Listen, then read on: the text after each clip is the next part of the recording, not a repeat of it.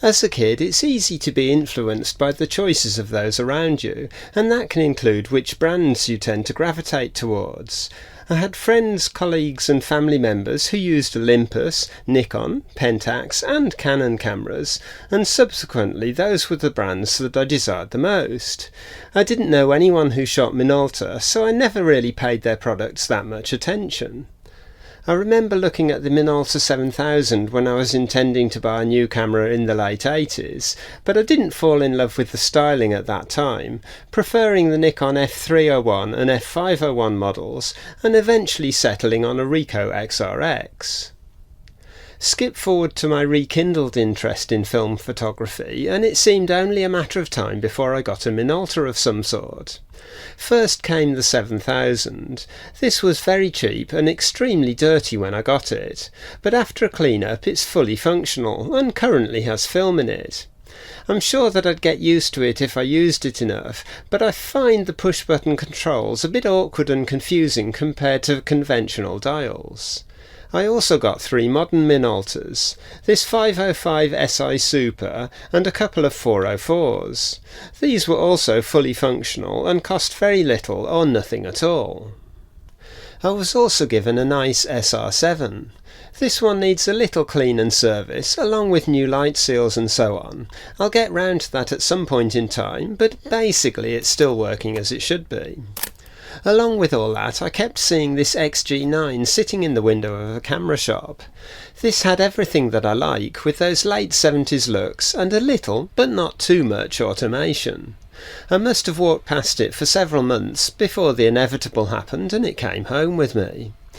This camera was also working and even came with a guarantee, something more or less unheard of in my collection. The XG9 was released sometime in 1979. If we look at this July edition of Popular Photography magazine, they're advertising the earlier XG7, but by the November edition they've updated the ad to include the XG9 instead. The camera has aperture priority auto exposure plus full manual control, which is exactly what I like to see in a camera. One thing about the XG9, along with the XG7, also known as the XG2 that came before it, and the XGM that followed it, is that it has a plastic chassis, or to be more accurate, a combined aluminium and plastic chassis. In order to retain the precision of the distance between the lens and the film plane, there's an aluminium section in the centre that surrounds the shutter and mirror box, with the remainder made of plastic. This might not sound so great, but on the 2 copies I've examined, that being the XG9 and this XGM, I can't see any faults in either chassis. The XG series would have been the more affordable companion to the XD models at the time. I haven't got any UK magazines from 1979, but the XG9, complete with the 50mm f1.7 lens, is listed at $258, compared to $345 for the XD2 with the same lens. And the Canon AE1 with a 50mm f1.8 is listed at $248. On the front of the camera we have a red light that illuminates to indicate that there's enough power in the battery, and also to indicate when the self-timer is counting down. On the bottom right of the lens mount is the flash sync socket. Then over on the top left is the lens release button, with the cable release socket below that, and the depth of field preview button down at the bottom. The cable release is a standard screw-in cable release, as opposed to one of the electronic ones found on many later cameras. If I pop the lens off, you can see the meter coupling ring round the outside of the mount, very similar to the Nikon system, apart from the fact the bayonet rotates in the opposite direction. If you're using one of the earlier non-MD or MC lenses, you'll need to press the depth of field preview button to take a meter reading, or just use manual mode and an external meter. On the top is the rewind crank, which pulls upwards to open the film door. Surrounding that is the power switch, which is pretty self-explanatory, with self-timer, off, on, and battery check positions. In the middle is the hot shoe to take one of the Minolta flash guns available at the time, those being the 320X, the 200X and the 132X. Fitting one of the dedicated flash guns will automatically set the shutter speed to the correct sync speed when the camera is in auto mode. Next is the combined film speed and shutter speed dial. Lift up the outer ring to select film speeds between 25 ISO and 1600 ISO. Then rotate the whole dial to select shutter speeds between 1,000th of a second and 1 second, plus the usual bulb setting. If you continue rotating the dial round to the A position, it will lock in aperture priority auto exposure mode. To release the lock, press the release button while turning the dial. You're then in the exposure compensation area, giving you half a stop, 1 stop, 1.5 stops, and 2 stops of overexposure, or underexposure if you move it in the opposite direction. In the centre of that lot is the shutter button.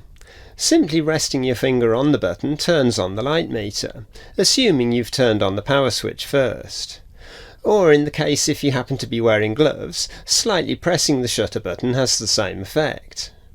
Then a gentle press all the way will fire the shutter. It's a really nice feel without excessive travel, making it easy to time exactly when the shot will be taken.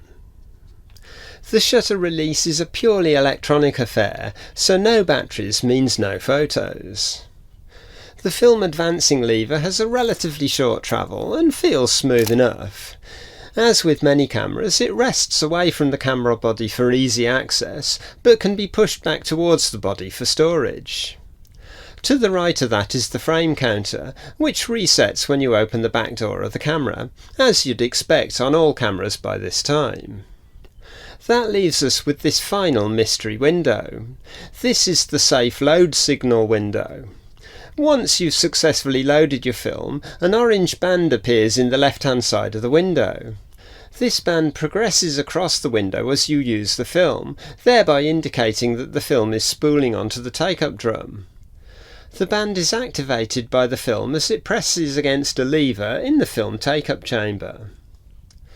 On the back is the viewfinder eyepiece and the film door, complete with a memo holder. On the bottom is the tripod socket in the centre, the film rewind release button, motor drive coupling and electrical contact. There's also a guide pin socket for the motor drive here, and finally the battery hatch for 2 SR44 or LR44 batteries. The viewfinder is nice and clear with the split image focus finder in the centre, surrounded by a microprism and then a matte field for the remainder. If I put the camera into auto mode, the red LEDs will illuminate on the right hand side to indicate the shutter speed.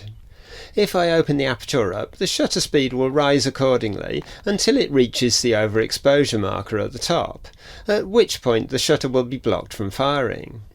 And similarly, if I close the aperture, I'll eventually get to the underexposure marker at the bottom. The current aperture should be visible in the bottom of the viewfinder. There's a little window pointing towards the aperture ring, but there must be a piece of perished foam or something blocking that on my copy. I'll pop the top off and fix that sometime, but it's not a big issue. If I swap to the XGM, you can see the aperture displayed as it should be.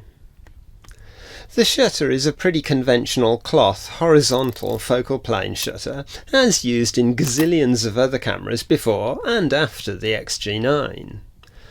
Loading a film is pretty standard stuff, which I've shown before, so I'll skip that this time round. Okay, time to look at a few shots taken on the XG9, and then I'll talk a little more after that.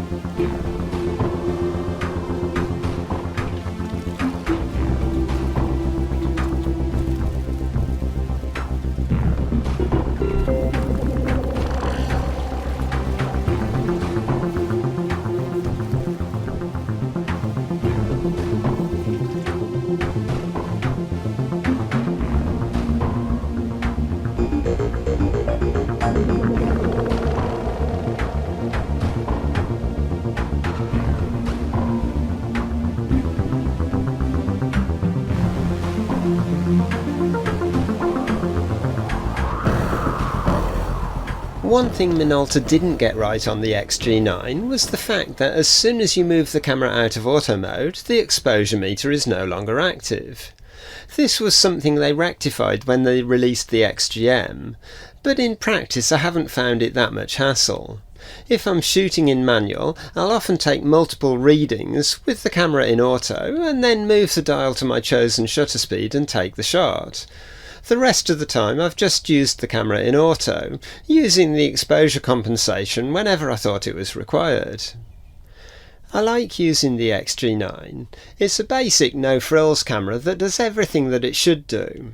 I use it very much like I use my OM20. I can go out and enjoy taking photos in auto mode, then easily switch to manual for those trickier scenes. I actually prefer the shutter speed dial located on the top of the camera rather than behind the lens mount as on the OM20, but of the two I think the Olympus is still the prettier camera. The facelifted XGM is technically better, but I prefer the styling of the earlier model. It even has a grip, and I do like a good grip, but it feels a bit cheap with its plasticky bobbles rather than some sort of covering. I've put 2 rolls of film through the XG9 so far, both Kentmere 400 and both developed in Rodinal. I've only got 2 ND lenses at the moment, the 50mm f1.7 and this 35-70mm zoom, so all the shots were taken with one of those 2 lenses. The majority of the shots were taken with the addition of a yellow, orange or red filter. I'm tending to use coloured filters much more these days when I'm shooting black and white.